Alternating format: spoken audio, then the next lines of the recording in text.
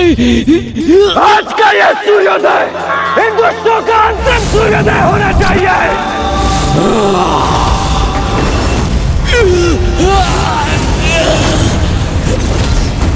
कितने भी प्रयास कर लो किंतु मेरे महायोद्धा सेनापतियों को तनिक भी क्षति नहीं पहुंचा पाओगे। आज मात्र क्षति नहीं पहुंचाएंगे हम, अभी तो इन दुष्टों का अस्तित्व ही मिटा देंगे।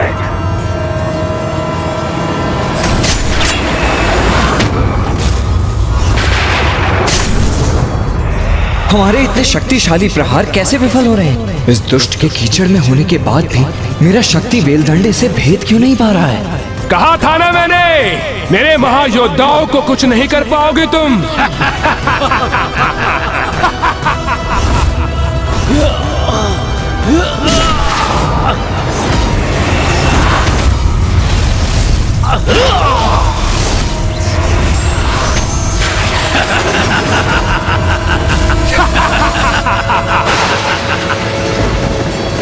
ये क्या वरुणदेव, हमारी शक्तियां असुरों को हाथ क्यों नहीं कर पा रही हैं?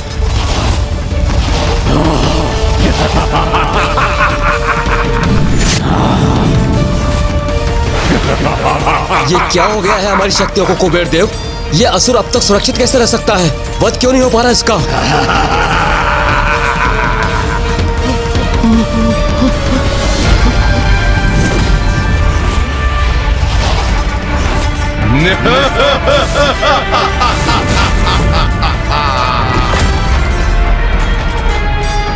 इनकी मृत्यु का रहस्य तो हमें इनसे ही प्राप्त हुआ था, फिर भी ये सुरक्षित क्यों है?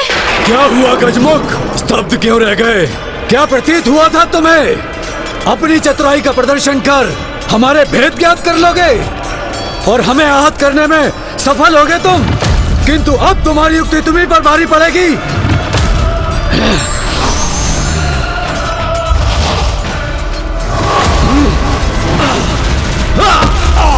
ये लो दुष्ट।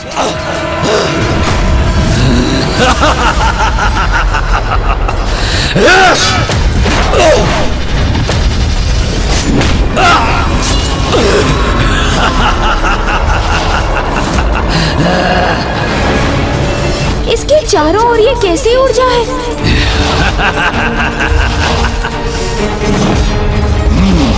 इन सभी के भी है।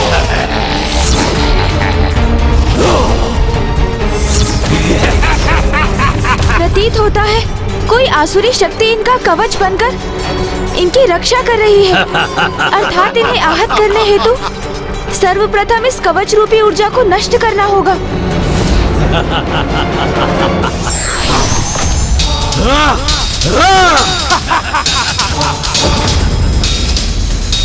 हमें भ्रमित किया है इन दुष्टों ने, इसका परिणाम तो इन्हें भुगतना ही होगा। इस रणभूमि में इन्हें जीवित रहने का कोई अधिकार नहीं।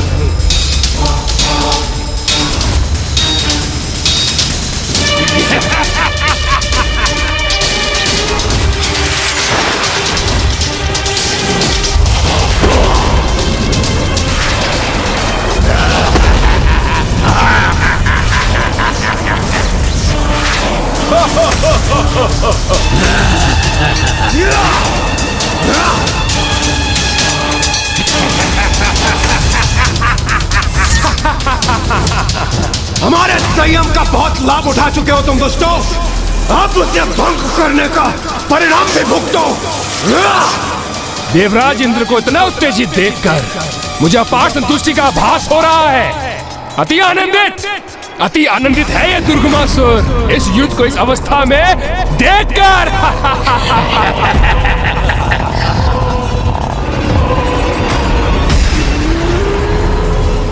एक बात सदा स्मरण रखना, कभी भी पर्याप्त विचार किए बिना स्वयं को युद्ध में नहीं झोंकना चाहिए। पूर्ण सोच विचार के उपरांत उचित योजना के साथ ही युद्ध करने से युद्ध में सफलता प्राप्त होती है। माँ ने प्रसाद रूप में हमारे भीतर संयम का संचार किया था, इसलिए देवराज इंद्र संयम त्याग कर युद्ध नहीं कर सकते, क्योंकि इस युद्ध में माँ की पूजा के प्रत्येक चरण का अवश्य कोई विशेष महत्व है। अपनी पूजा के माध्यम से वो परोक्ष रूप में निरंतर हमारा मार्गदर्शन कर रही है।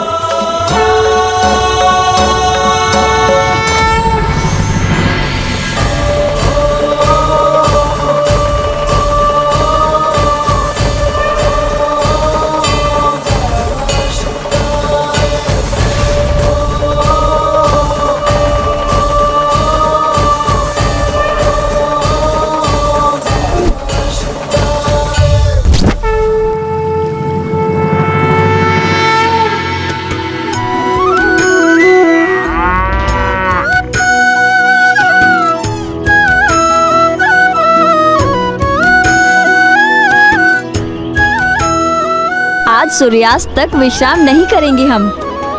देवी आदिशक्ति द्वारा किए जाने वाले प्रभु के दुग्ध अभिषेक हेतु निरंतर दुग्ध प्रस्तुत करना हमारा परम कर्तव्य है।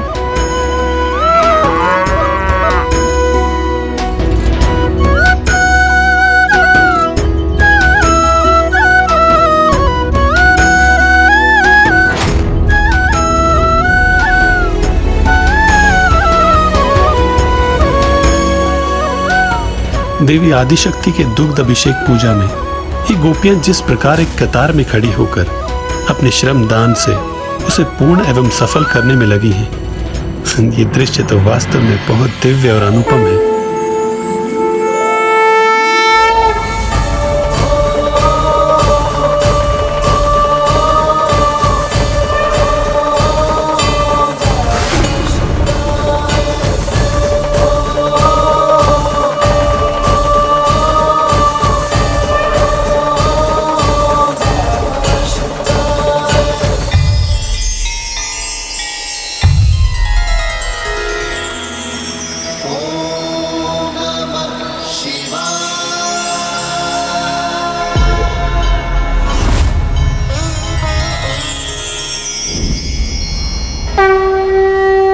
भक्त मनुष्य हो या भगवान, वो अपने आराध्य को जो भी पूर्ण भक्ति भाव से अर्पित करता है वो उन तक पहुंच ही जाता है। उसके लिए उसे किसी माध्यम की आवश्यकता नहीं। किंतु जिन्हें इस भक्ति की शक्ति का अनुमान नहीं होता वो ही इस भक्ति को भंग करने का स्वप्न रखते हैं।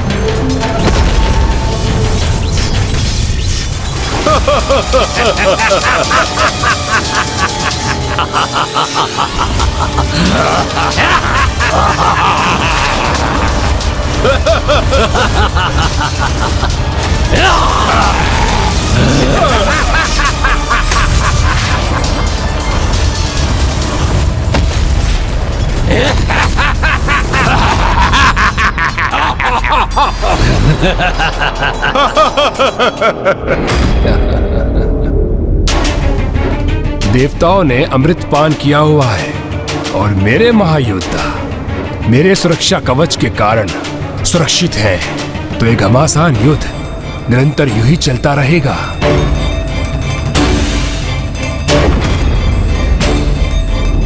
इसलिए अब मेरे द्वारा देवी आदिशक्ति की पूजा में व्यवधान उत्पन्न करने का सर्वथा उचित अवसर है।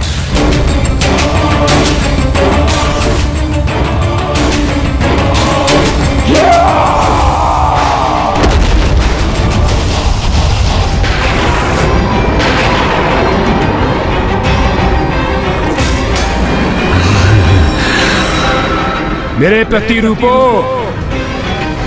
मेरे समान शक्ति संपन्न हो तुम, इसलिए जाओ देवी आदिशक्ति की पूजा को भंग करने के लिए जो आवश्यक हो वो करो।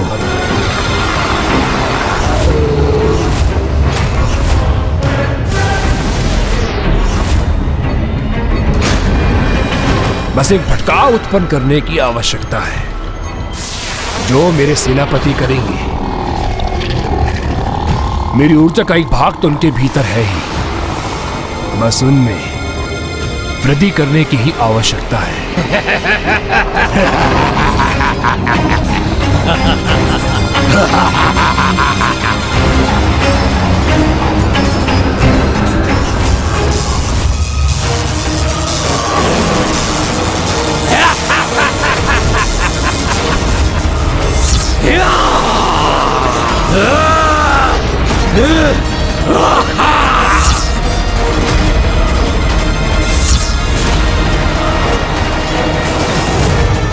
के आशीर्वाद से प्राप्त संयम को त्याग कर हम युद्ध नहीं कर सकते देवराजेंद्र। हमें संयम रखकर ही युद्ध करना होगा, तभी इनके सुरक्षा कवच को खंडित करने का कोई उपाय प्राप्त होगा हमें। कोई नहीं भेद सकता हमारा सुरक्षा कवच।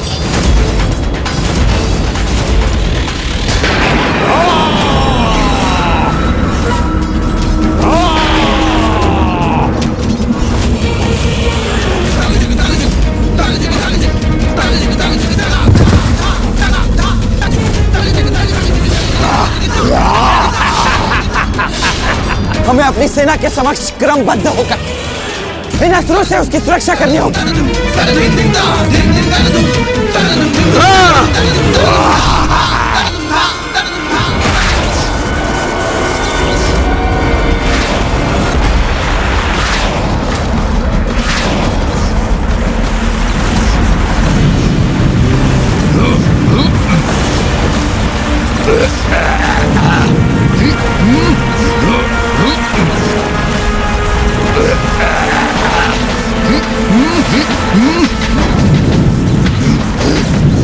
अनुज गणेश, ये सभी अचानक कैसे इतने अधिक उत्तेजित हो उठे?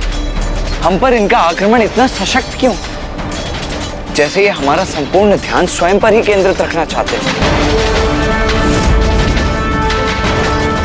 तो क्या इसका अर्थ ये है कि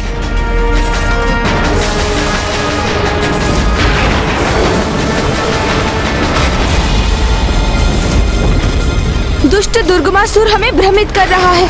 हमें यहाँ इनके साथ उलझाकर वो माँ के दुग्ध अभिषेक को भंग करने का प्रयास करना चाहता है।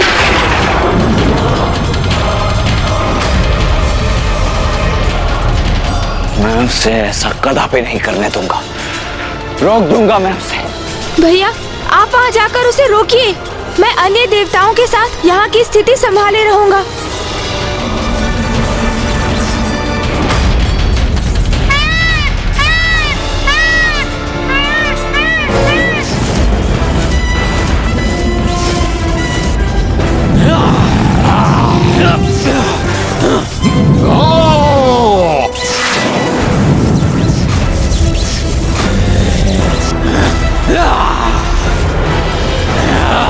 प्रथम पूज्य गणेश जी, आपने संयम धरकर युद्ध करने के लिए कहा था। इस प्रकार हम अपना संयम कैसे रखें? इन पर तो हमारी शक्तियों का कोई भी प्रभाव नहीं हो रहा है। हमें शीघ्र कोई समाधान करना होगा, अन्यथा ये दुष्ट हाहाकार मचा देंगे और देव सैनिक ऐसे ही आहत होते रहेंगे। गणेश जी, इस प्रकार तो इन्हें रोकना बहुत कठिन है।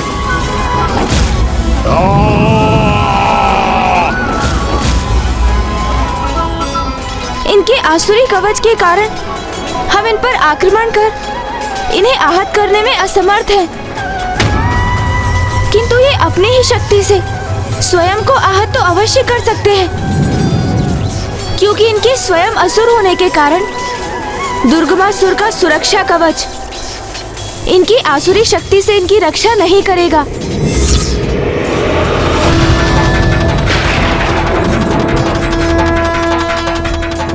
अर्थात हमें इनसे एक दूसरे पर आक्रमण कराना होगा। हाँ सूर्यदेव, और ये करना तो अधिक कठिन नहीं होना चाहिए, क्योंकि असुर होने के कारण संयम इनका स्वभाव नहीं, और जो युद्ध में संयम धारण नहीं करते वो कोई ना कोई भूल तो अवश्य ही कर बैठते हैं। इसलिए इसके पूर्व कि ये हमारी सेना को और क्षति पहुंचाए, हमें किसी प्रकार इन्हें देव सेना से दूर खींचना ही होगा।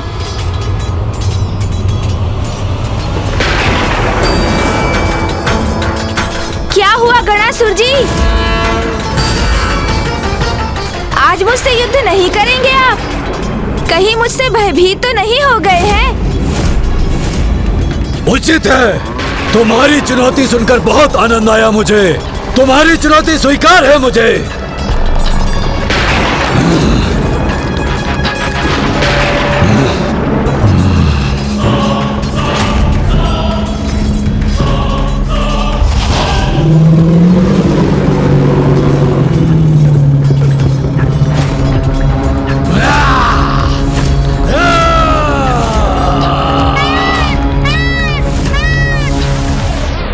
दुर्गमासुर! दुर्गमासुर!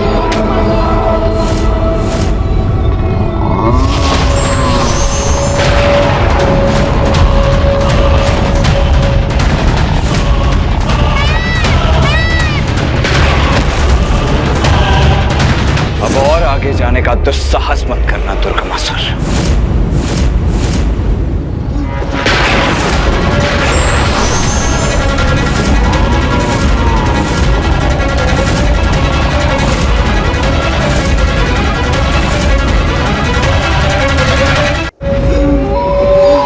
दुर्गमासुर से युद्ध करने के लिए बहुत तत्पर हो रहे हो तुम, तो लो सहो मेरा वार।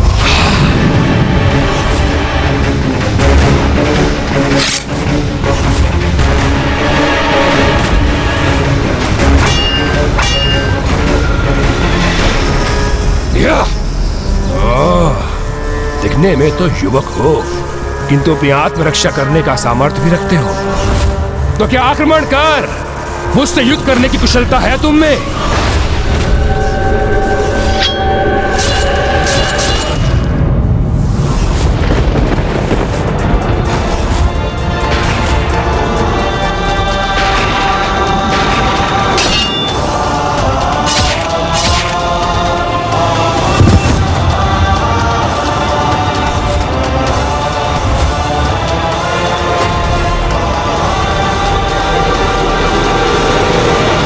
मेरा वध करना इतना सरल नहीं है, सरल नहीं है, सरल नहीं है।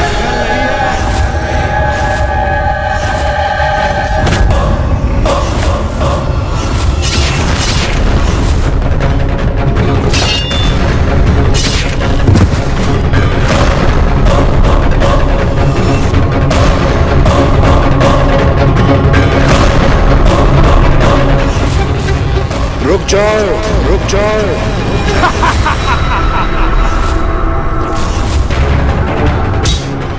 व्यर्थ में ही स्वयं को थका रहे हो तुम युवक। कदाचित तुम्हें मेरे वरदान का ज्ञान नहीं है। आप मुझे ये वरदान दीजिए कि मेरी मृत्यु एक स्त्री के हाथों से ही हो, किंतु वो ऐसी स्त्री हो जिसने वर्षों तक अपनी पलकें न झपकाई हो। जैसी तुम्हारी इच्छा वत्स। तथास्तु, तथास्तु। इसका रूप हो अथवा प्रतिरूप, इसका अंत तो मां के हाथों ही नियत है।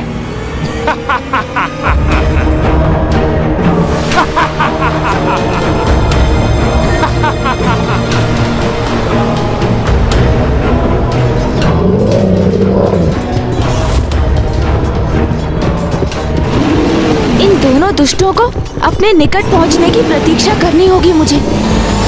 ये लो दुष्ट।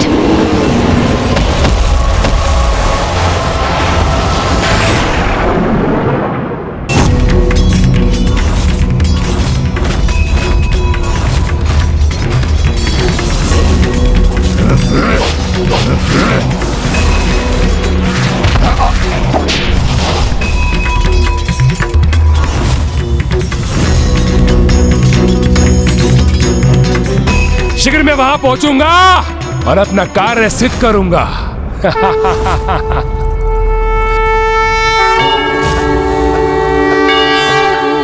नमः शिवाय।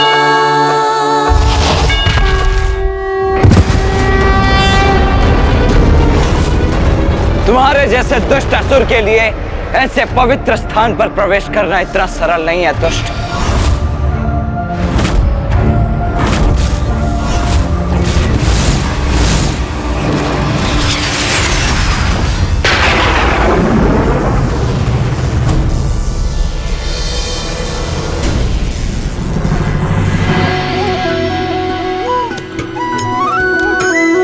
गोपिकाएं हैं यहाँ, तो वो अवश्य मां को दुग्ध अभिषेक के लिए दुग्ध प्रदान करने आई होंगी।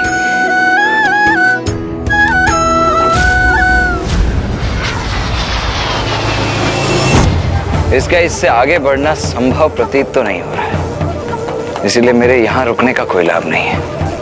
मुझे युद्ध भूमि में लौटना चाहिए।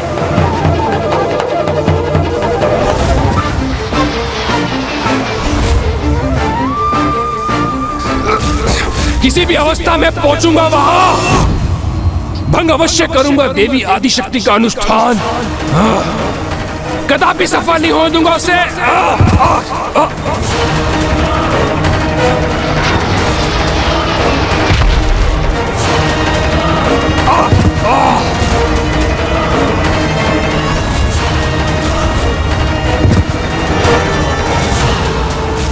मंदिर अथवा पूजा स्थल से तो लौटते समय भी उसकी ओर पृष्ठ नहीं करनी चाहिए। और ये दुष्ट तो अपनी पृष्ठ पूजा स्थल की ओर करके ही उसकी ओर बढ़ रहा था, तो इसे तो मुंह के बल गिरना ही था। मां की पूजा इतनी साधारण पूजा नहीं है जिसे कोई भी असुर आकर भंग कर सके।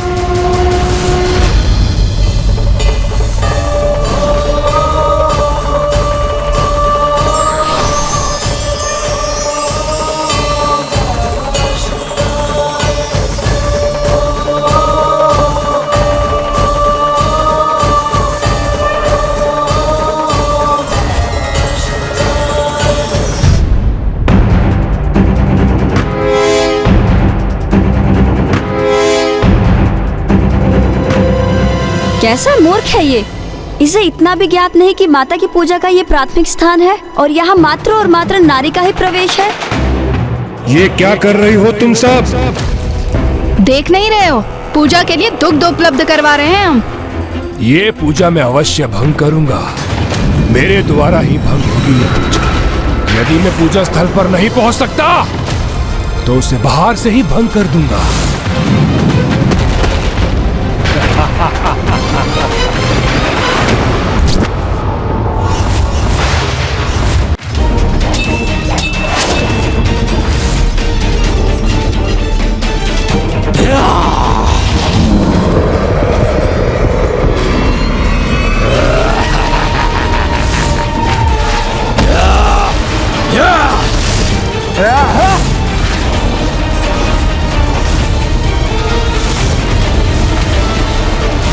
बचिए देवराजेंद्र।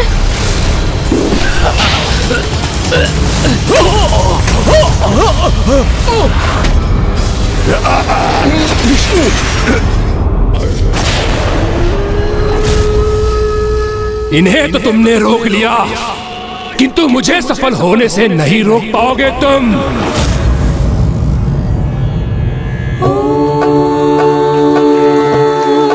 नमः शिवाय।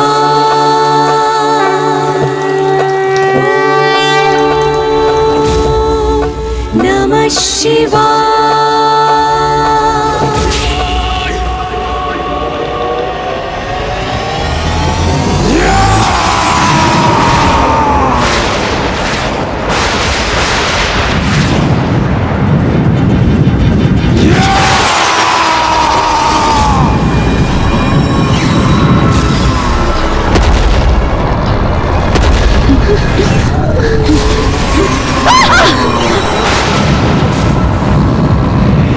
रक्षा कीजिए माता, रक्षा कीजिए, रक्षा कीजिए माता, रक्षा कीजिए।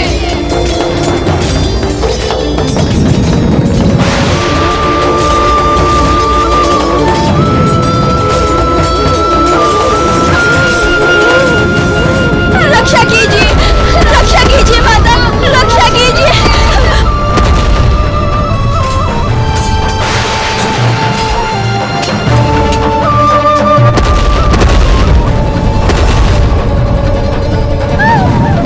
माता रक्षा कीजिए, रक्षा कीजिए, रक्षा कीजिए माता, रक्षा कीजिए।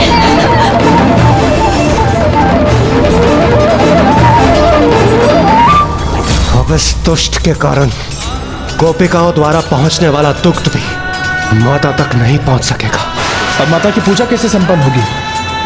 और यदि पूजा संपन्न नहीं हुई तो फिर अनर्थ हो जाएगा इंद्रदेव। माता रक्षा कीजिए। गोपिकाओं, कहाँ भागे जा रही हो? मेरी सेवा करो दुर्गुमासुर की। रक्षा कीजिए माता, माता रक्षा कीजिए, रक्षा कीजिए माता, रक्षा कीजिए माता, माता रक्षा कीजिए, रक्षा कीजिए रक्षा कीजिए माता, माता रक्षा कीजिए, रक्षा कीजिए माता, रक्षा कीजिए माता, रक्षा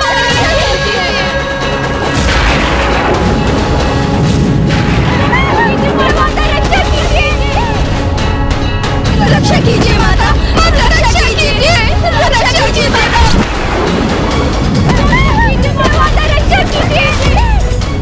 रक्षा कीजिए माता, माता रक्षा कीजिए, रक्षा कीजिए माता, रक्षा कीजिए।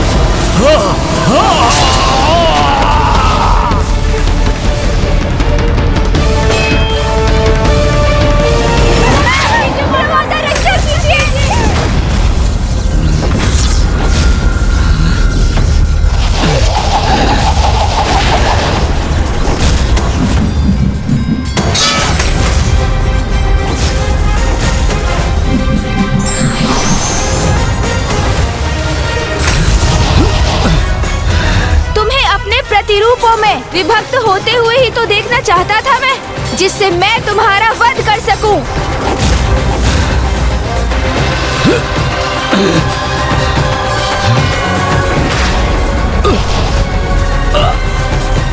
क्या हो गया ये? अब जो होगा उसके लिए तैयार हो जाओ गणासुर, क्योंकि अब तुम्हारे काल से भेंट होगी तुम्हारी।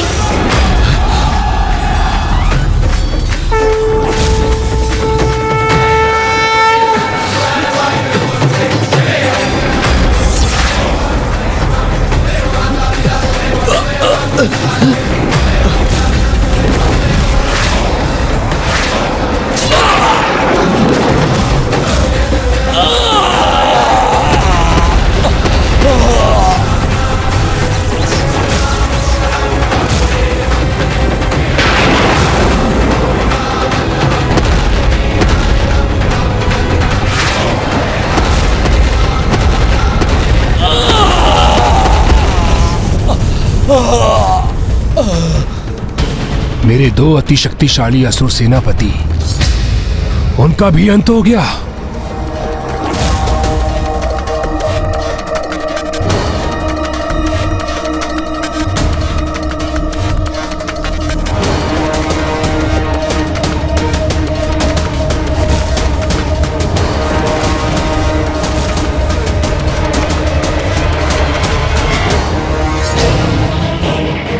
तुम्हें क्या प्रतीत हुआ? मेरा शीश जीवन रहित कर और मेरे महान दो योद्धाओं का अंत कर तुम इस युद्ध में विजय प्राप्त कर रहे हो।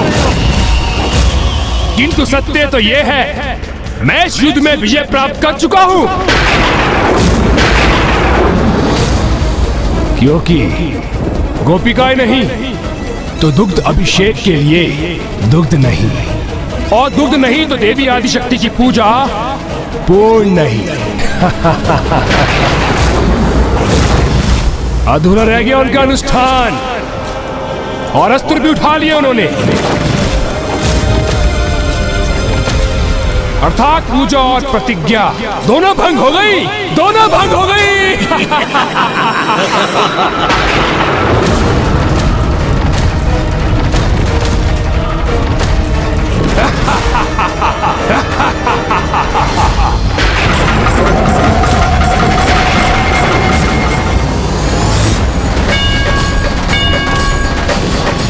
देवी, ये तो अनर्थ हो गया।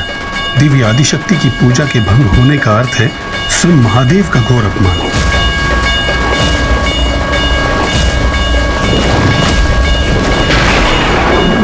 विफल हुई तुम्हारी देवी आदिशक्ति और विजय हुआ है दुर्गमासुर। देवी आदिशक्ति का अनुष्ठान भंग कर दिया मैंने, और तुम देवता मुझे रोकने में असमर्थ रहे।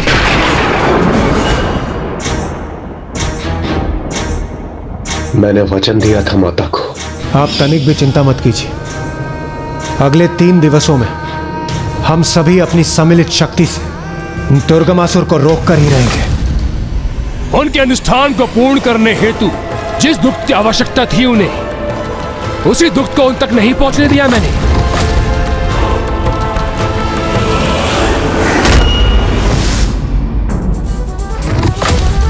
तो अब मुझे पराजित करने का सामर्थ्य कैसे प्राप्त करेगी वो? हाँ माँ, आप अगले 3 दिवस इस असुर को लेकर निश्चिंत रहिए।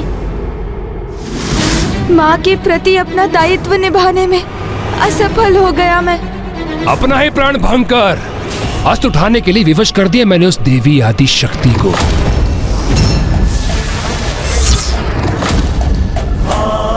मैं विश्वास दिलाता हूँ माता कि इन 3 दिनों में आपको अस्त्र शस्त्र धारण करने की कोई आवश्यकता नहीं होगी।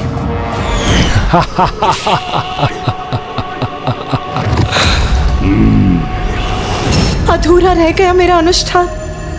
3 दिवस तक निरंतर पूजा कर और इस अवधि में अस्त्र ना उठाने का प्रण लिया था मैंने, जो पूर्ण नहीं कर सकी मैं। क्षमा कीजिए माता, क्षमा कीजिए माता, क्षमा कीजिए। आपकी पूजा की सहायता के स्थान पर हमने आपकी पूजा भंग कर दी। इसमें हमारा ही दोष है। क्षमा कीजिए माता।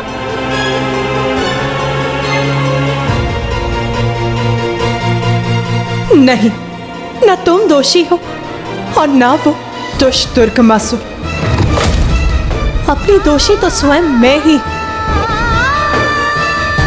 मैंने ही क्रोधवश अपना अनुष्ठान भंग कर उस दुष्ट पर वार करने हेतु अस्त्र उठाए।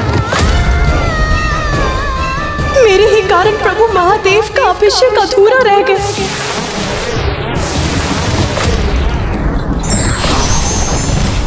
अब मेरी इस भूल का जो भी दंड प्रभु मुझे देंगे वो मुझे स्वीकार है।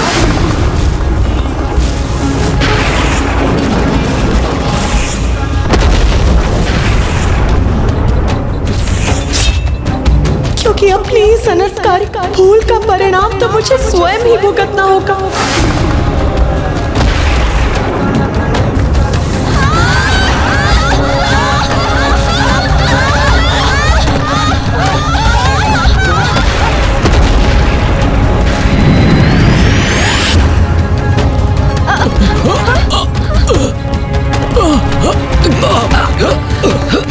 ये कैसा कंपन है?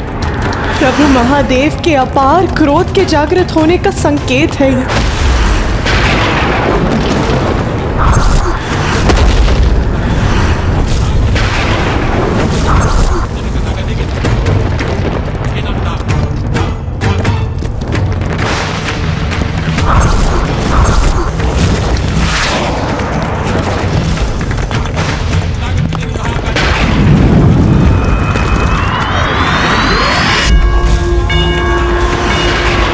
महादेव के क्रोध का शुभ ज्वालामुखी अब जागृत हो चुका है और अब वो शीघ्र शांत नहीं होगा।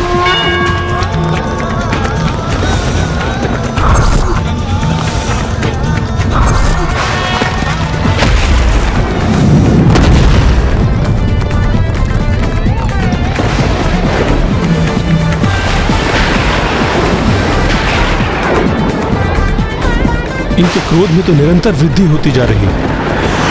कहीं महादेव का ये रोष समस्त सृष्टि के विनाश का कारण ना बन जाए। प्रभु कुछ कीजिए प्रभु। आपकी चिंता सर्वथा उचित है देवी लक्ष्मी, किंतु इस समय महादेव के क्रोध को शांत करना असंभव के समान है।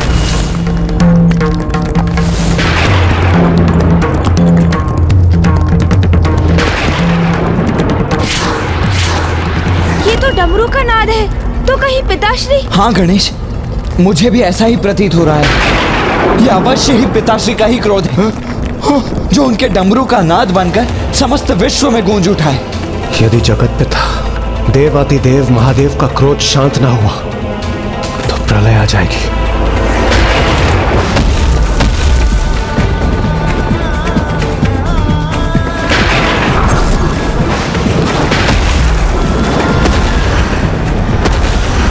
दुष्ट असुर, महादेव की जिस क्रोधाग्नि को तुमने जागृत किया है वो यदि शांत नहीं हुई तो समस्त संसार में प्रलय आ जाएगी, जिसे कोई नहीं रोक पाएगा।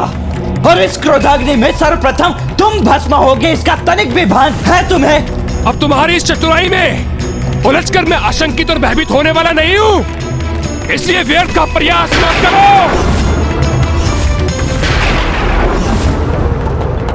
देवी, महादेव के इस रोष को शांत करने का प्रयास करना तो स्वयं अपने विनाश को आमंत्रण देने के समान होगा। यदि आप भी उन्हें शांत नहीं कर सकते स्वामी, तो फिर कौन उन्हें शांत कर सृष्टि का ये संकट हरेगा?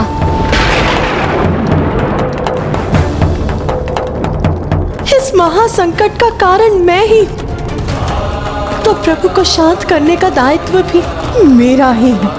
मुझे स्वयं उनके निकट जाकर उन्हें शांत करना चाहिए, किंतु प्रभु का क्रोध तो अपने चरम पर है।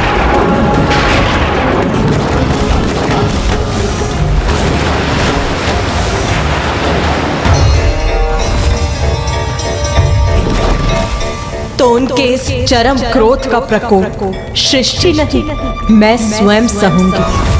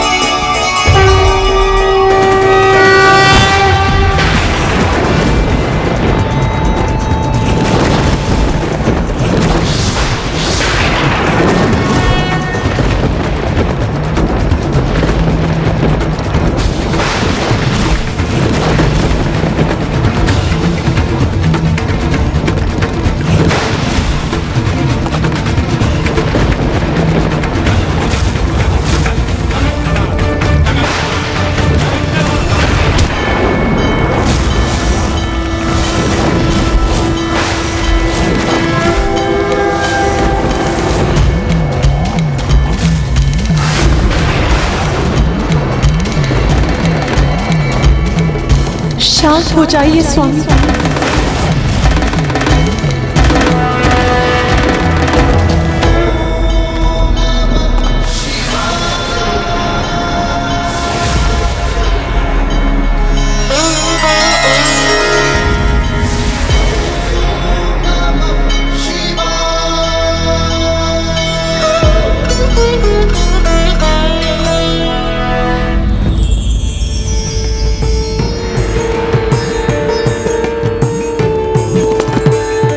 अद्भुत अद्भुत दृश्य है ये। जब हम सभी महादेव को शांत करने हेतु उनके समीप जाने में असमर्थ थे, तब देवी पार्वती ने केवल अपने स्पर्श से उन्हें शांत और शीतल कर दिया।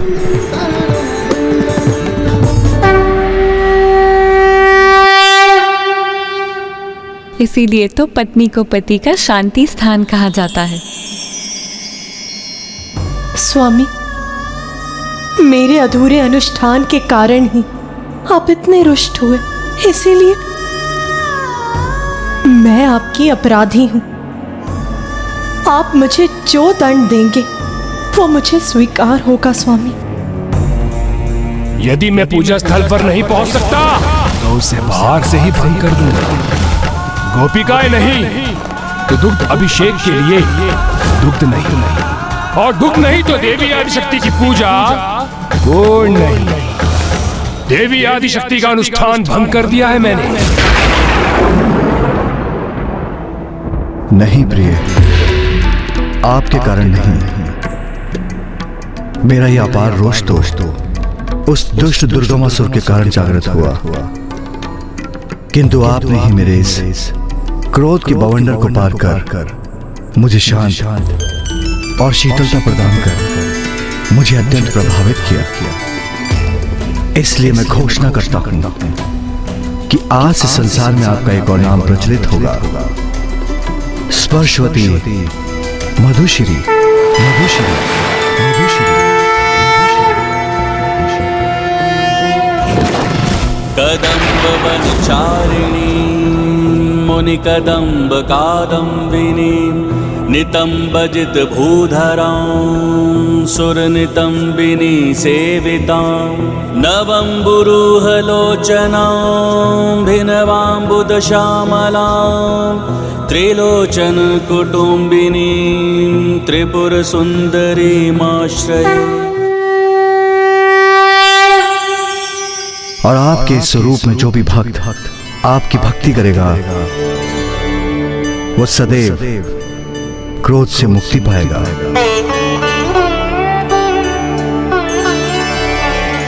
देवी स्पर्शवती, मधुश्री, देवी सरस्वती, मधुश्री।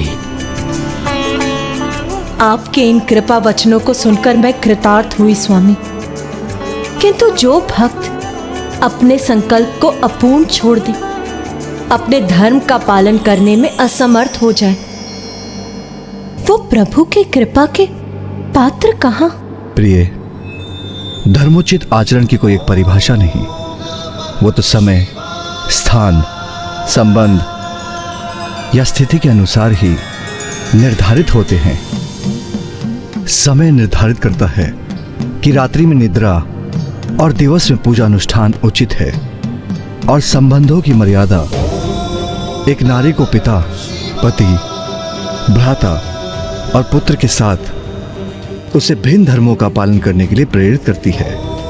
भिन्न स्थानों पर भिन्न कर्तव्य निभाए जाते हैं। जैसे पूजा स्थल में पूजा करना उचित है, भोजनशाला में भोजन तैयार करना और उसे प्राप्त करना, उसी प्रकार भिन्न परिस्थितियों में उचित और अनुचित की परिभाषा भी भिन्न होती है।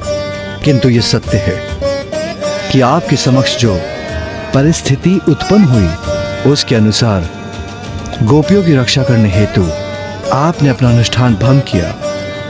किंतु उससे भी बड़ा सत्य यह है कि दुर्बल असहाय जीवों से अधिक पूजा अनुष्ठान का कोई महत्व नहीं। इसलिए आपने अपने परम धर्म का निर्वाह कर मेरी पूजा संपन्न की।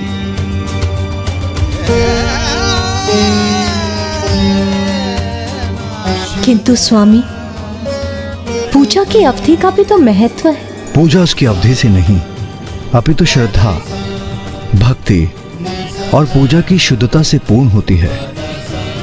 पावन गंगाजल और दुग्ध से अभिषेक कर आपने अपनी भक्ति से मुझे संतुष्ट किया। इसलिए मैं घोषणा करता हूं कि जो भी भक्त मात्र गंगाजल और दुग्ध से मेरा अभिषेक करेगा, उसकी पूजा भी अन्य सभी प्रकार से किए जाने वाले अभिषेक के समान ही फलित होगी और पूजा करने वाले भक्त को मन की शुद्धि और तन की शक्ति प्राप्त होगी।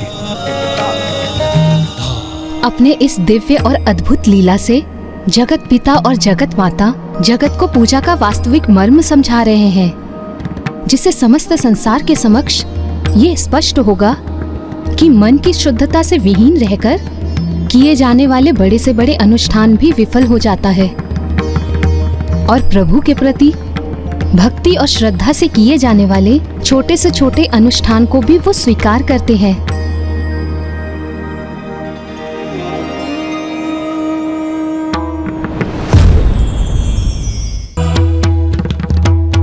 स्वामी, यदि आपने मेरी पूजा को संपन्न मानकर स्वीकार किया है, तो आप मुझे मेरी संपूर्ण शक्ति का वरदान प्रदान करें, जिससे मैं उस दुष्ट दुर्गमासुर का वध करूं, जिसने अवैदिक अनुष्ठान से दैविक शक्तियों को प्राप्त किया है।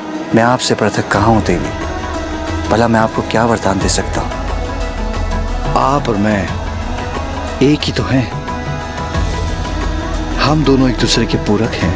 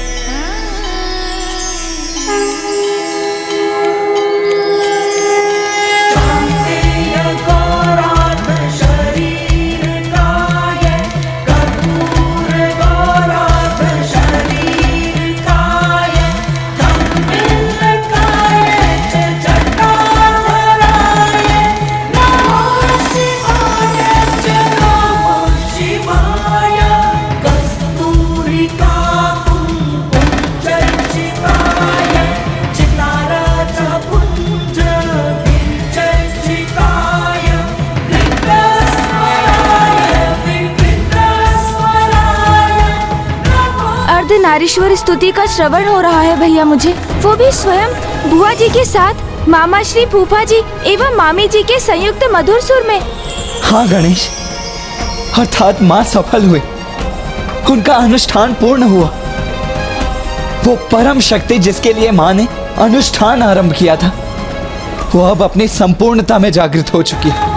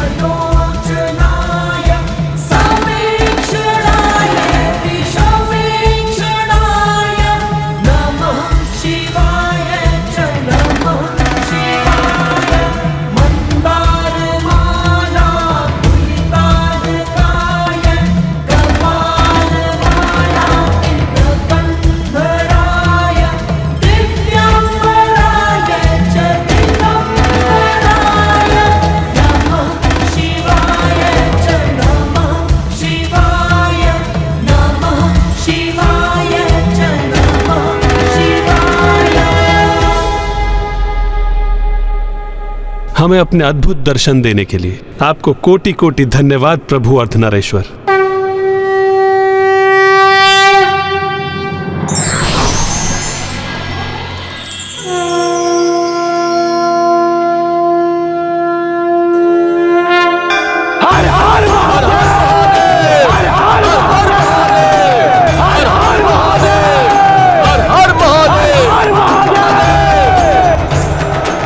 अब जब आपकी पूर्ण शक्ति का संचार हो चुका है, तो अब आप उस दुष्ट असुर के वध के लिए प्रस्थान कीजिए।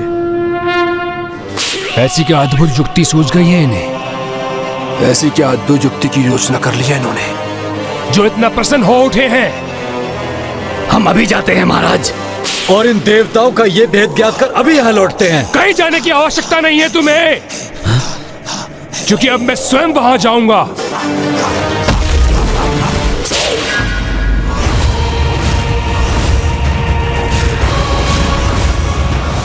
देवताओं, योजना रची है तो उसे क्रियान्वित भी करो। आओ, युद्ध करो मुझसे, क्योंकि अभी सूर्यास्त होने में कुछ समय शेष है। क्यों अपनी माता की पूजा भंग करने का प्रतिशोध नहीं लेना तुम्हें? तो प्रतीक्षा किस बात की? आओ, आगे आओ। युद्ध भूमि है ये, उसे अपने पराक्रम से सार्थक करो। बुलाओ अपनी देवी आदि शक्ति को, मैं भी तनिक परिचय प्राप्त करूं। मैं भी तो ज्ञात करूं कि वो है कौन। तुम्हारी मृत्यु, तुम्हारी मृत्यु, तुम्हारी मृत्यु।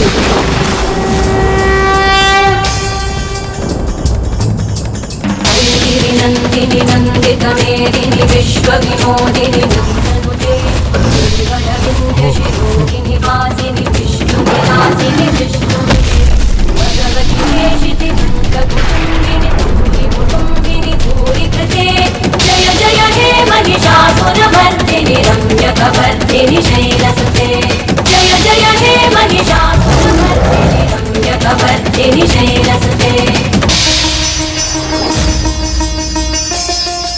प्रणाम माँ।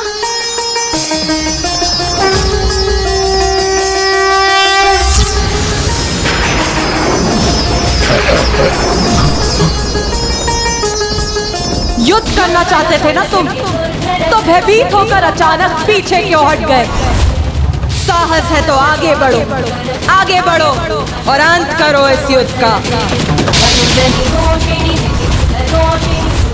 दुष्ट असुरों, युद्ध के लिए स्वयं प्रस्तुत हूं मैं यहाँ, तो आओ, आगे बढ़ो और युद्ध करने की अपनी लालसा को पूर्ण करो।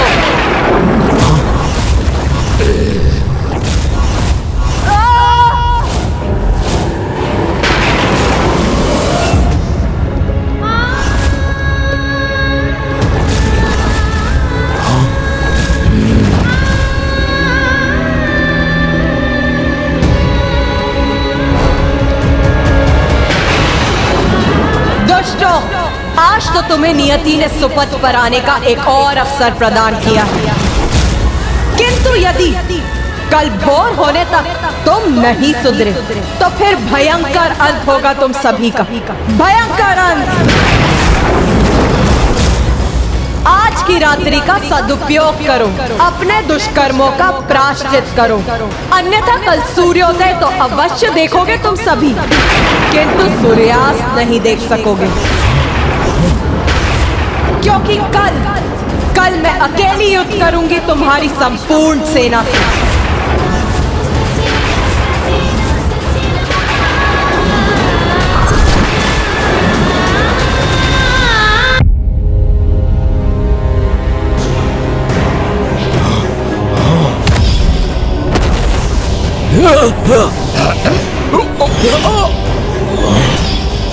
युद्ध करना चाहते थे ना तुम, तो भयभीत होकर अचानक पीछे क्यों हट गए?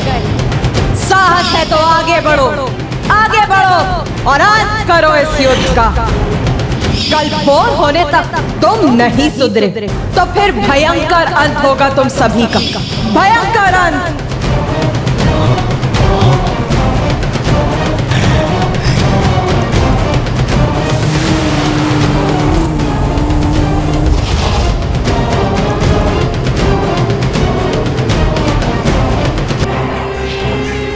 असुर सम्राट, कितना विकराल रूप था उस देवी का।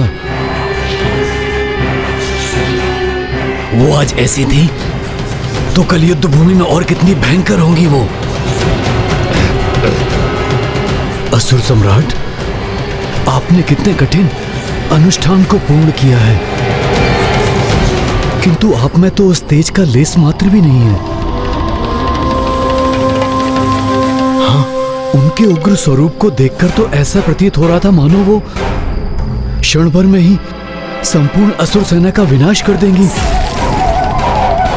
इन्हें पराजित करने का अर्थ तो संपूर्ण सेना को पराजित करने के समान है। मूर्खो, तुम मेरे साथ हो या उस देवी आदि शक्ति के साथ? आपके साथ हैं हम असुर सम्राट, आपके साथ हैं हम। इसीलिए तो आपको उचित सुझाव दे रहे थे सम्राट। इनके समक्ष समर्पण में ही आपकी भलाई है। उनके शरणागत बन जाइए सम्राट, इसी में आपकी भलाई है और हम अन्य असुरों की भी।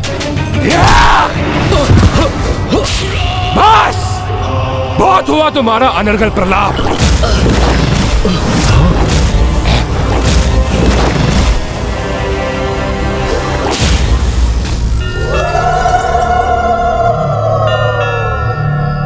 देवी आदि शक्ति, सूर्यास्त के पूर्व एक क्षण उपलब्ध था आपको, तो फिर उस दुष्ट दुर्गमासुर का वध आज ही उचित होता। हाँ देवी, आपने आज ही उसका वध क्यों नहीं किया? पापों की गागर।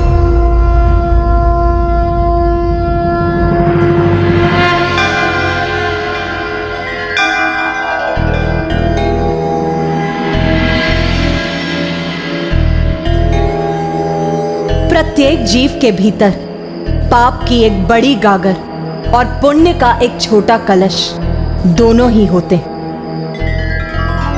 किंतु वर्तमान समय में ज्ञात नहीं, संसार में सभी पाप कर्मों के प्रति ही अधिक प्रेरित हैं, जिसके कारण वो अपने पापों की गागर भरते जाते हैं, जिसके अंत में प्राप्त होती है भयंकर मृत्यु। किंतु कुछ ही बूंदों से भरने वाले पुण्य के कलश से सभी जीव अपना ध्यान हटा लेते हैं, जिससे मृत्यु का कष्ट नहीं, मोक्ष की प्राप्ति होती है।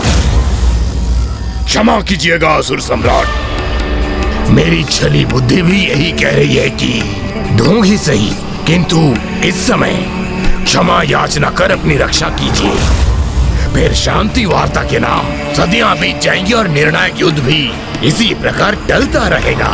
हाँ महाराज। नहीं, अब ये युद्ध और नहीं टलेगा।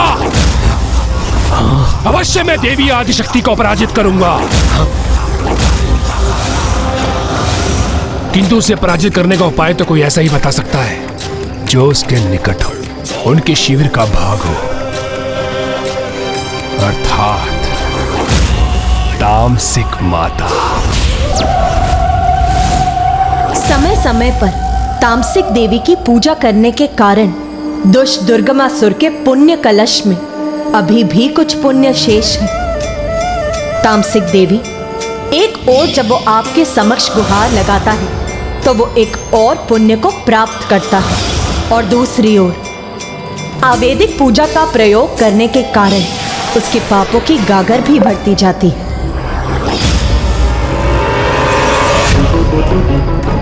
मुझे ज्ञात है माता, यदि मैं आपका आवाहन करूंगा तो भी आप मुझे दर्शन नहीं देंगी, इसलिए मैं स्वयं आपके निकट आऊंगा।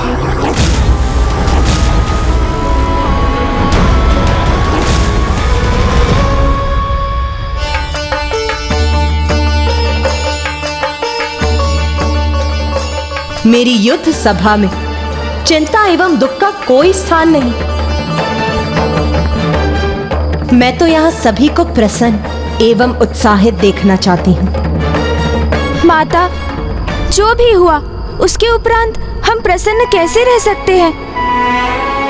आपको दिया वचन पूर्ण नहीं कर सके हम, उसका दंड हमें अवश्य प्राप्त होना चाहिए माँ।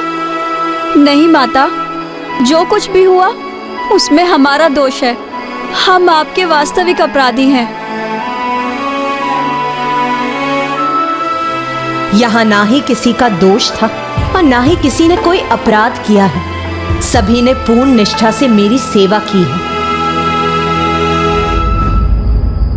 आप गोपिकाएं तो मुझे दुग्ध उपलब्ध कराने में तत्पर थी, मैं प्रभु का जितने समय तक भी दुग्ध अभिषेक कर सकी वो आप ही के श्रम का परिणाम है। इसीलिए मैं आप सभी को आशीर्वाद देती हूँ कि जिन गौओं से मुझे दुग्ध प्राप्त हुआ है, जब उनसे स्नेह करने वाले गोपाल के रूप में श्री कृष्ण पृथ्वी पर अवतरित होंगे, तो आप सभी को भी वहां जन्म लेकर उनका दर्शन कर उनकी लीलाओं का प्रत्यक्षदर्शी बनने का सौभाग्य प्राप्त होगा।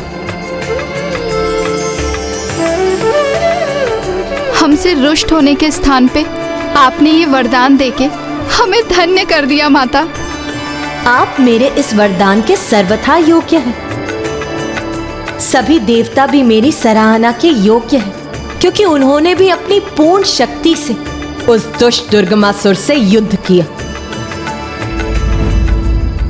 और मुझे ज्ञात है उस दुष्ट दुर्गमासुर को प्राप्त वरदान के कारण उसका वध तो मैं ही कर सकती हूँ। आप मुझे ये वरदान दीजिए कि मेरी मृत्यु एक स्त्री के हाथों से ही हो, किंतु वो ऐसी स्त्री हो जिसने वर्षों तक अपनी पलकें न झपकाई हो। जैसी तुम्हारी इच्छा वत्स, तथास्तु। संसार में समस्त जीवों को उनके कर्मों के अनुसार फल अवश्य प्राप्त होता है, और वही उस दुष्ट दुर्गमासुर के साथ भी होगा। बस उसके पापों की गागर भरने की देर। माता, दर्शन दे ही माता।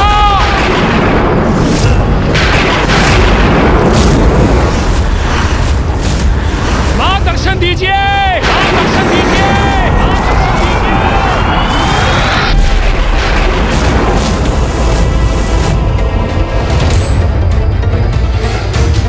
ये दुष्ट असुर यहाँ क्यों आ गया है?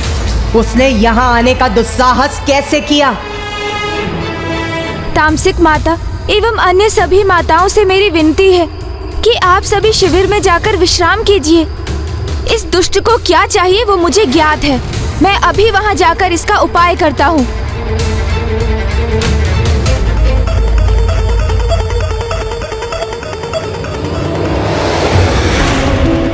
माता, प्रकट हुई है माता।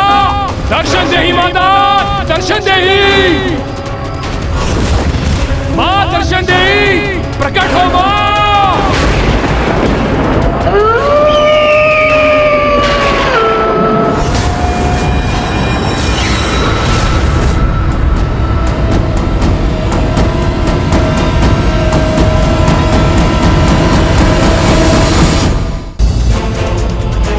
संसार में समस्त जीवों को उनके कर्मों के अनुसार फल अवश्य प्राप्त होता है, और वही उस दुष्ट दुर्गमासुर के साथ भी होगा।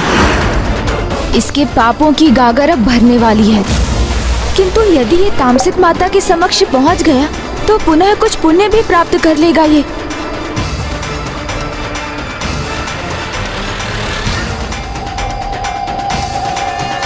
अब मुझे ही कोई युक्ति लगानी होगी। बाहर आइए माता, दर्शन दीजिए मुझे माता। तामसिक माता, दर्शन दीजिए। भक्त भगवान को आदेश नहीं देते मूर्ख, अपितु उनसे विनती करते हैं।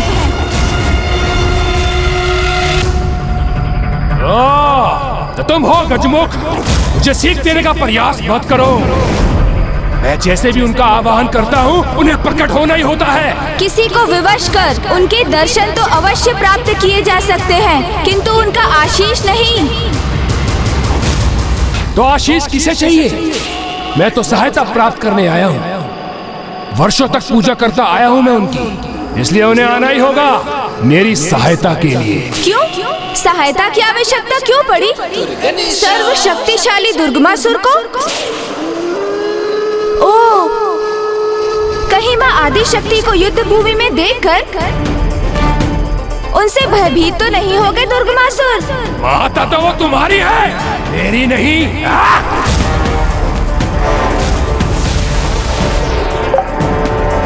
इसलिए अपना ज्ञान अपने पास रखो और मुझे बताओ तामसिक माता कहाँ है? वहाँ है माता।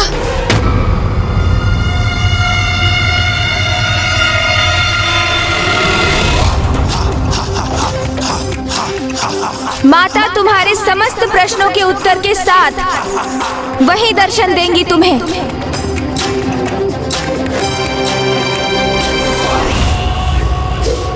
माता! माता!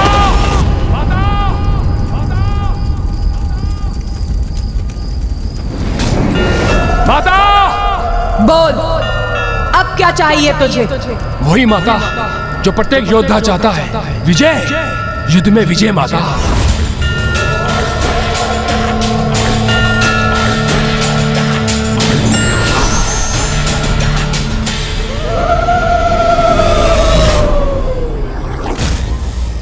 ये क्या?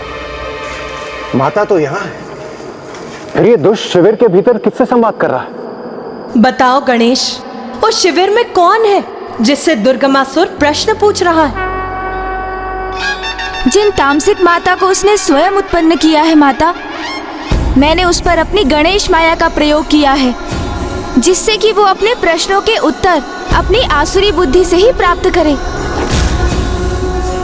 जो उसे भटकाकर अनुचित दिशा में ही ले जाकर उसके पापों की गागर को पूर्ण रूप से भरेगी और उसे उसके सर्वनाश की ओर ले जाएगी। दुर्गमासुर के स्वयं के मन से उत्पन्न वो तामसिक माता उसके मिथ्या अहंकार का एक प्रतिरूप मात्र ही होगा, जो वो उस दुष्ट को उसके दुराचारी स्वभाव के अनुकूल ही वही निर्देशित करेंगी, जो वो मंदात पापी का अहंकार मन सुनने के इच्छुक होगा। सर्वथा उचित है ये पुत्र, फिर मुझे और कष्ट नहीं देगा वो दुष्ट। विश्वास कीजिए माता, मैं आज के बाद कोई भी कष्ट नहीं पहुंचाऊंगा आपको। बस मुझे मेरे प्रश्न का उचित उत्तर दे दीजिए माता। इतना बता दीजिए मुझे माता, क्या है उस देवी आदिशक्ति की शक्ति का तोड़? मूर्ख, उसका उपाय तो मैंने तुझे पूर्व में ही बताया था, तभी तो 94 करोड़ बार अनुष्ठान किया था तूने।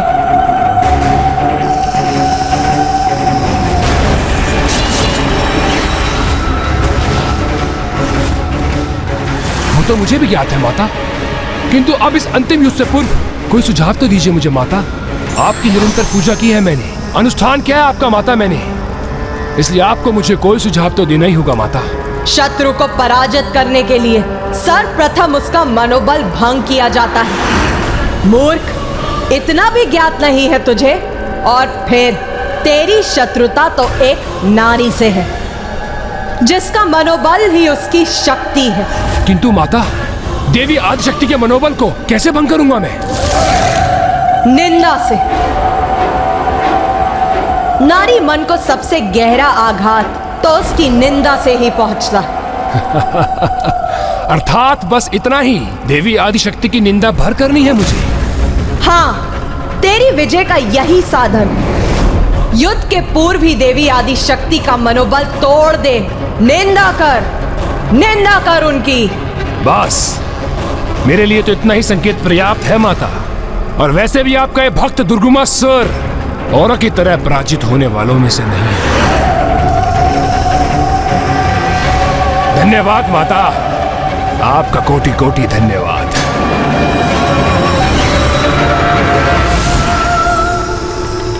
तेरी विजय का यही साधन है।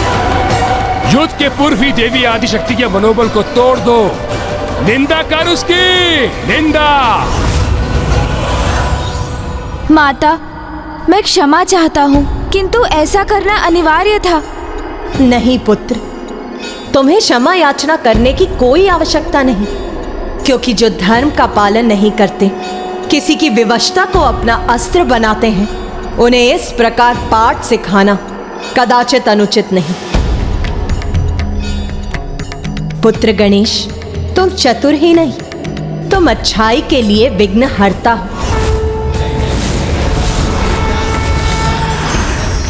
तो बुराई के लिए विघ्न करता भी तो हो।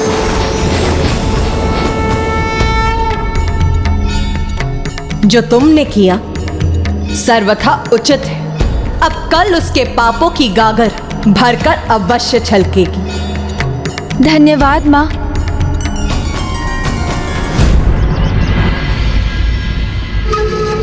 दुर्गमासुर की, दुर्गमासुर की, दुर्गमासुर की, दुर्गमासुर की, दुर्गमासुर की दुर्गमासुर की दुर्गमासुर की दुर्गमासुर की दुर्गमासुर की।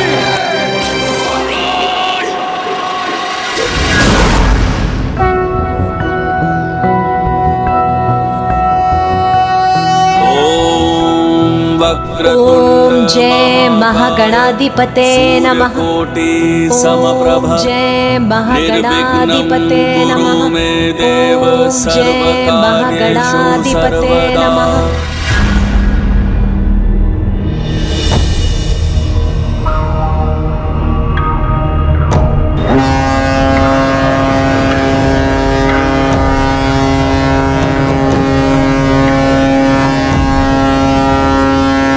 प्रतीत होता है दुर्गमासुर अपनी मृत्यु के लिए कुछ अधिक ही अधीन हो रहा है।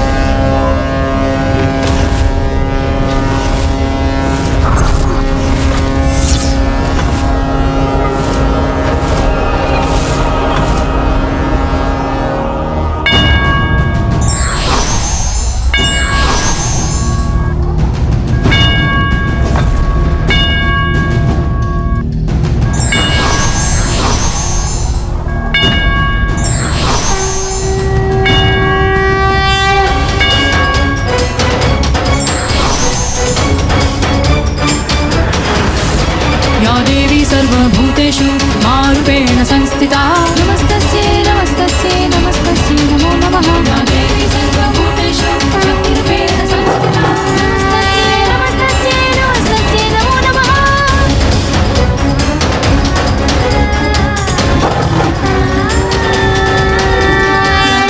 माता आदिशक्ति की जय। माता विंध्यवासिनी की जय। माता आदिशक्ति की जय। माता विंध्यवासिनी की जय। माता आदिशक्ति की जय। माता विंध्यवासिनी की जय। माता आदिशक्ति की जय। माता विंध्यवासिनी की जय। माता आदिशक्ति की जय। माता विंध्यवासिनी की जय। माता आदिशक्ति की जय। माता विंध्यवासिनी की जय।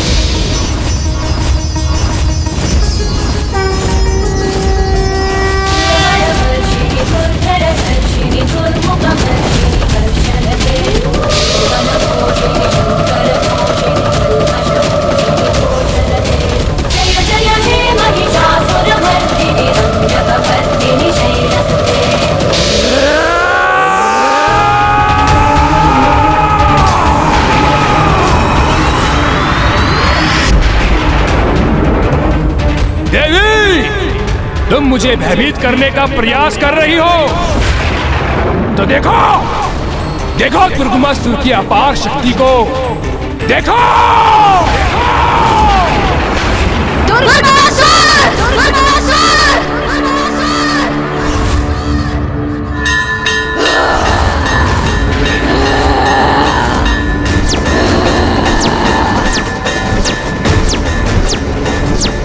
अपनी अनेक भुजाओं को प्रकट कर व्यर्थ है तुम्हारा शक्ति प्रदर्शन, क्योंकि तुम्हारा दुर्भाग्य अब तुम्हारे समक्ष है।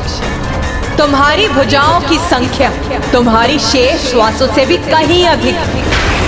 अब तुम्हारा अंत अत्यंत निकट है दुर्गमासुर।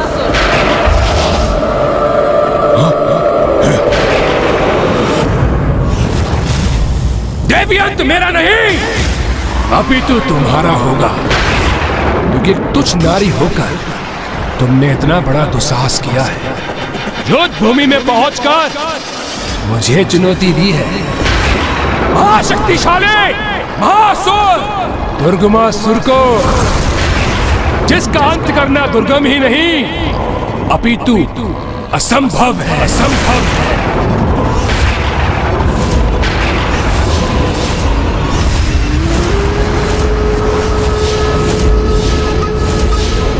इस दुष्ट का इतना दुस्साहस! भैया, इस दुष्ट के इसी दुस्साहस से अब इसके पापों की गागर और तीव्र गति से भरेगी। आप चिंता मत कीजिए भैया, अब इसके जीवन की उल्टी गिनती आरंभ हो चुकी है। देखिएगा, शीघ्र ही अंत होगा इस दुष्ट का।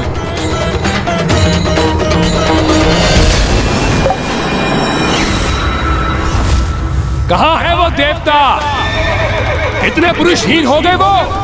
क्यों उन देवताओं में एक भी पुरुष शेष नहीं जो एक तुच्छ नारी को युद्ध के लिए आगे कर दिया? मूर्ख, तुम्हारे समान पुरुष होने का ढोंग और दम नहीं करते देवता पुरुष। अपितु इसके विपरीत उन्हें इस बात का आभास होता है कि नारी ही अपने भिन्न रूपों में उनके जीवन में सामर्थ्य, शौर्य और पौरुष का आधार होती है, क्योंकि सर्वप्रथम एक नारी ही एक माँ के रूप में उन्हें जन्म देती है, उनका पोषण करती है और उन्हें सामर्थ्य बनाती है, और फिर एक बहन के रूप में एक अन्य नारी अपने भ्राता के हाथों में रक्षा सूत्र बांधकर उसे उसके उत्तरदायित्व का आभास कराती है। और फिर एक पत्नी रूप में भी तो एक नारी ही होती है जो स्वयं पूजा पाठ और व्रत कर अपने पति की रक्षा सुनिश्चित करती है।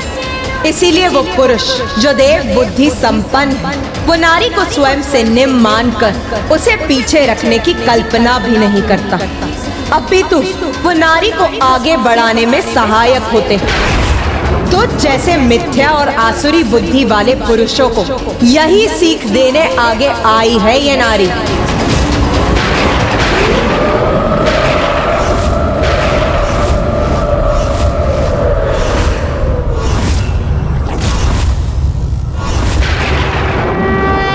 ये तो बड़ी भूल की तुमने देवी। नारियों के समान अपनी जीवा और पांव दोनों को नियंत्रण में रखना चाहिए था, किंतु तुम्हारी ये भूल अब तुम पर बहुत भारी पड़ेगी।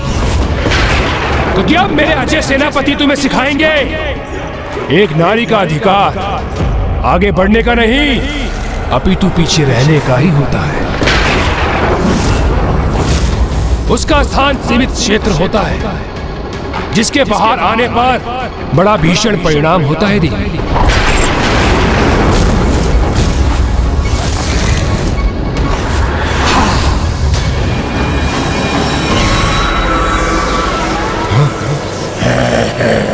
अतिरिक्त ऊर्जा प्रदान कर अपने सेनापतियों को और अधिक सशक्त बना दूंगा मैं।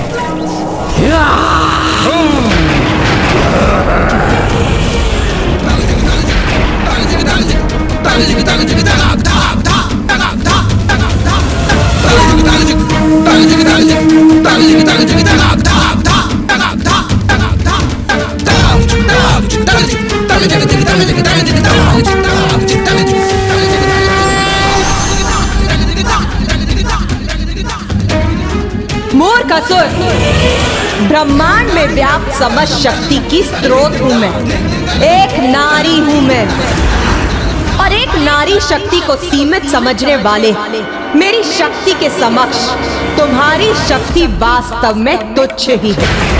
और फिर भी उसका अपार दम्भ है तुम्हें, जो तुम्हारे नष्ट होने के साथ ही शीघ्र ही खंडित हो जाएगा। और जो मेरी शक्ति से सुरक्षित है तुम उसका स्पर्श भी नहीं कर पाओगे।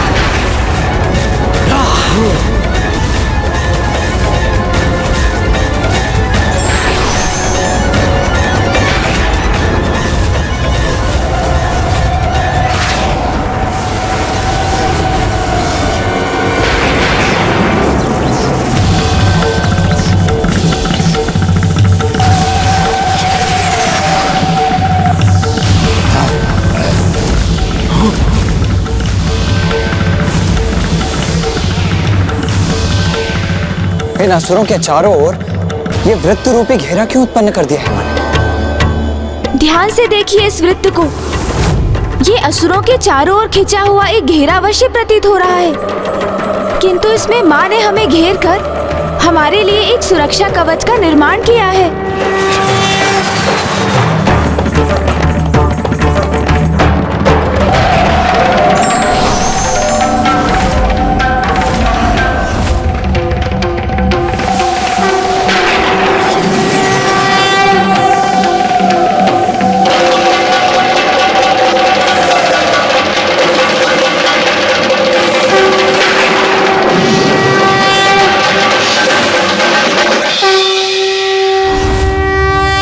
माँ को ज्ञात है कि इस युद्ध के आरंभ होने पर यहाँ अनंत शक्ति का प्रयोग होगा, इसलिए हमारे और शेष सृष्टि के चारों ओर अपने दिव्य सुरक्षा कवच का निर्माण कर अब माँ सभी की सुरक्षा के प्रति निश्चिंत होकर युद्ध के लिए तत्पर हो गई है।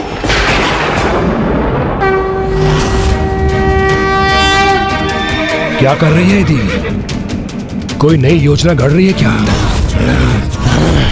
हमारे लिए कोई चाल उत्पन्न किया है इसने, अथवा ये एकमात्र हमें भ्रमित करने का प्रयास कर रही है। कुछ नारी, युद्ध करने आई हो तो युद्ध करो। मैं तुम्हारी किसी मायावी क्रीड़ा से प्रभावित होने वाला नहीं। आगे बढ़ो और युद्ध करो मुझसे। तुच्छ मानते हो ना तुम नारी को और नारी की शक्ति को, तो आज मैं ये भी घोषणा करती हूँ कि इस युद्ध भूमि में मात्र और मात्र ये नारी ही आगे बढ़ेगी। मेरी देश सेना का कोई भी सदस्य युद्ध करने के लिए आगे नहीं बढ़ेगा और ना ही अस्त्र उठाएगा, और तब भी तुम्हारे असुरों के पांव एक पग भी आगे नहीं बढ़ सकेंगे।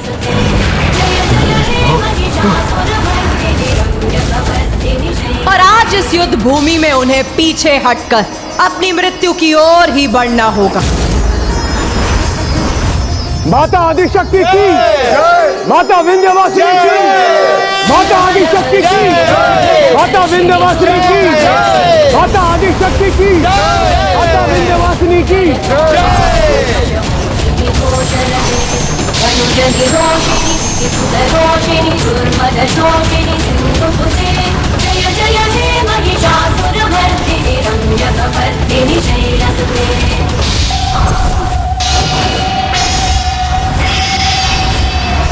माँ ने अपने माता चंद्रघंटा, माता कालरात्रि और माता कुष्मांडा स्वरूप प्रकट किए हैं,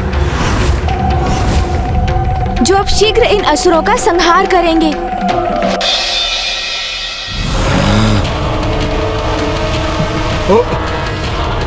ये तीनों देवियां तो अत्यंत भयंकर प्रतीत हो रही हैं।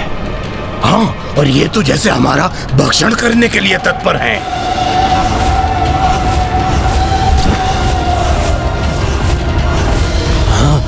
मेरे महायोद्धाओं, चिंता मत करो। कितने भी भयंकर क्यों न प्रतीत हो ये, किंतु है तो तुच्छ नारी ही। परस्पर कला में भले ही पारंगत हो ये, किंतु तुमसे युद्ध करने का सामर्थ्य नहीं है इनमें।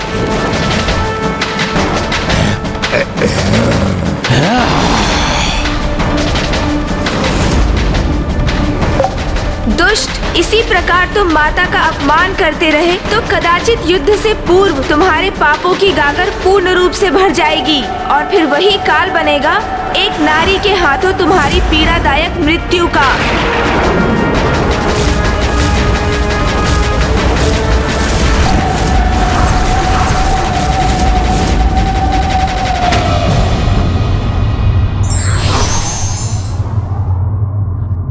नारी की शक्ति को तुच्छ और निर्बल समझने वाले व्यक्ति स्वयं ये भूल जाते हैं कि उनकी शक्ति का आधार भी स्वयं एक नारी ही है।